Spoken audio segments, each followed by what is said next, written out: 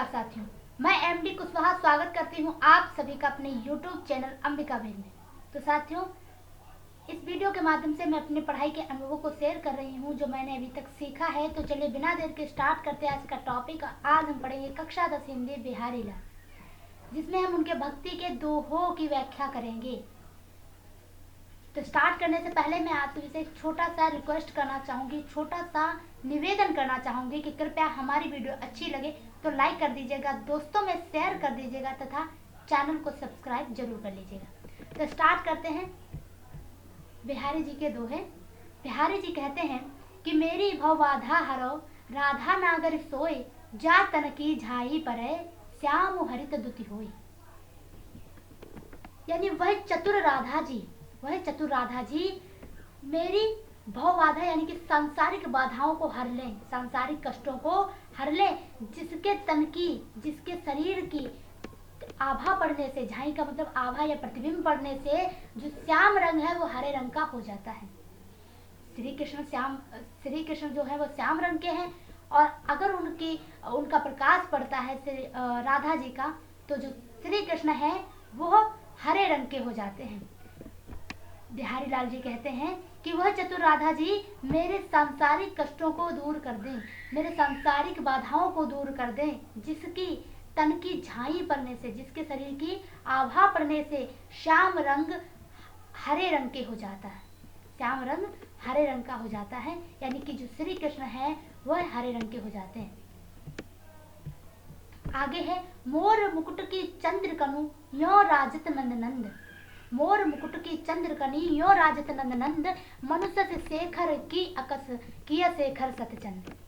बिहारी लाल जी कहते हैं मोर मुकुट की चंद्रकनी, यानी कि जो श्री कृष्ण अपने ऊपर मोर के पंखों का मुकुट बांधते हैं, उसमें उसकी चंद्रिकाएं, मोर मुकुट की चंद्रकनी, जो चंद्राकार चंद्रिकाएं हैं, वो इस प्रकार राजत नंद नंद, नंद का मतलब नंद यानी कि जो नंद बाबा थे उनके नंद, यानी कि श्री कृष्ण इस प्रकार अपने ऊपर, अपने सिर पर धारण करते हैं। मनुष्य से शेखर की किया शेखर सत्संग। मनु यहाँ पे देखिए उत्प्रेक्षा अलंकार आ गया।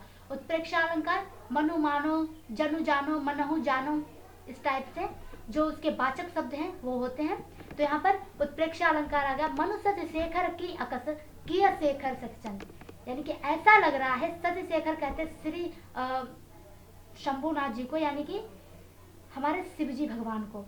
मनुष्य से शेखर की अकस किया शेखर सत्संग, यानी कि उनकी स्त्रियां जो श्री शंभुनाथ जी हैं, यानी कि जो शिव जी हैं, उनको जलाने के लिए, उनसे प्रतिस्पर्धा करने के लिए, प्रतिस्पर्धा का मतलब होता है कंपटीशन करने के लिए, किया शेखर सतचंद, जो श्री कृष्ण है उन्होंने अपने शीश पर सैकड़ों चंद्रमा धारण कर लिए हों। किया शेखर सतचंद, सत का मतलब सैकड़ों चंद्रमा धारण कर लिए हों। बिहारी लाल जी कहते हैं कि भगवान श्री कृष्ण के सिर पर मोर पंखों का मुकुट बहुत शोभा दे रहा है। उन मोर पंखों के बीच में बनी सुनहरी चंद्रिकाएं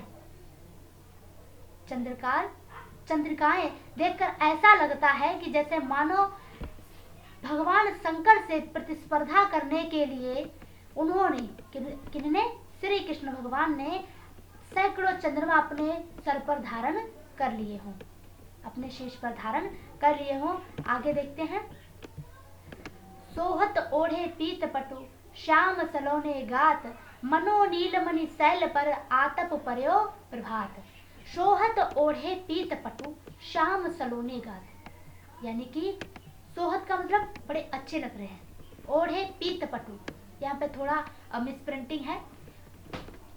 तो जो पीला वस्त्र, पीत का मतलब पीला और पट्टू का मतलब होता है वस्त्र, ओढ़कर श्री कृष्ण भगवान जी बड़े अच्छे लग रहे हैं। श्याम सलोने गात, श्याम सलोने गात, जो श्याम जी हैं वो सलोने का मतलब बहुत कोमल, गात का मतलब शरीर वाले, कोमल शरीर वाले श्याम जी पीले वस्त्र को ओढ़कर बहुत अच्छे लग रहे हैं। मनो नीलमणि शैल पर, यहाँ पर भी उत्प्रेक्षा अलंकार, क्योंकि मनो शब्द आ गया जो कि उत्प्रेक्षा अलंकार का वाचक शब्द है। मनो नीलमणि शैल पर, ऐसा लग रहा है, मानो ऐसा लग रहा है जैसे नीलमणि पर्वत पर सुबह की जो प्रातःकालीन धूप होती है, आतप का मतलब धूप, आतप का मतलब होता है धूप, ठीक है। तो जो सुबह की धूप होती है वह पड़ रही हो किस पे, नीलमणि पर्वत पर। यहाँ पर तुलना करी गई है किसकी, श्याम श्री कृष्ण भगवान जी की और नीलमणि पर्वत पर कि श्री कृष्ण भगवान जी जब पीले वस्त्रों को ओढ़ते हैं, पीले वस्त्रों को धारण करते हैं, तो वो इस प्रकार सुशोभित होता है जैसे नील, ऐसा लगता है कि नीलमणि पर्वत पर सुबह की धूप पड़ रही हो। श्री कृष्ण का श्याम रंग का शरीर अत्यंत सुंदर है।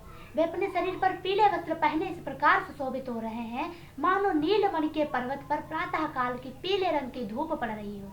यहाँ श्री कृष्ण के श्याम वर्ण के साथ पीले वस्त्रों की तुलना नीलमणि शैल पर पड़ने वाली प्रातःकालीन धूप से की गई है। अब आगे देखते हैं, बिहारी लाल जी आगे दोहे में कहते हैं, अधर धरत हरिकै परत ओठ डीठ पट ज्योति हरित वास की बांसुरी इंद्रधनुष रंग होते।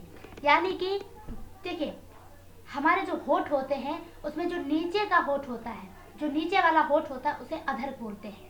यानी कि अधर धरत श्री कृष्ण भगवान जी अपने उस नीचे वाले होठ पर जब बांसुरी रखते हैं, अधर धरत हरिकै परत ओठ डीठ पट ज्योति। जो ओठ, ओठ किसे बोलते हैं, ऊपर वाले को, ओठ की लालिमा, और डीठ का मतलब होता है दृष्टि, दृष्टि की कालिमा, और पट का मतलब वस्त्र की जो पीले रंग का जो वस्त्र है उसकी पीली छटा, ज्योति का मतलब प्रकाश पड़ता है। जब श्री कृष्ण भगवान जी अधर धरत यानी कि जो बांसुरी है वो उसे हरितवास की बांसुरी, हरे रंग की बांसुरी को अपने होठों पर रखते हैं तो उनकी होठ की जो लालिमा है और दृष्टि की कालिमा और मतलब पीले वस्त्र की जो छटा है वह उस पर पड़ती है, तो जो बांसुरी है वो हरे रंग की बांसुरी इंद्रधनुष रंग होती, यानी कि इंद्रधनुष की तरह ही कई रंगों वाली हो जाती है।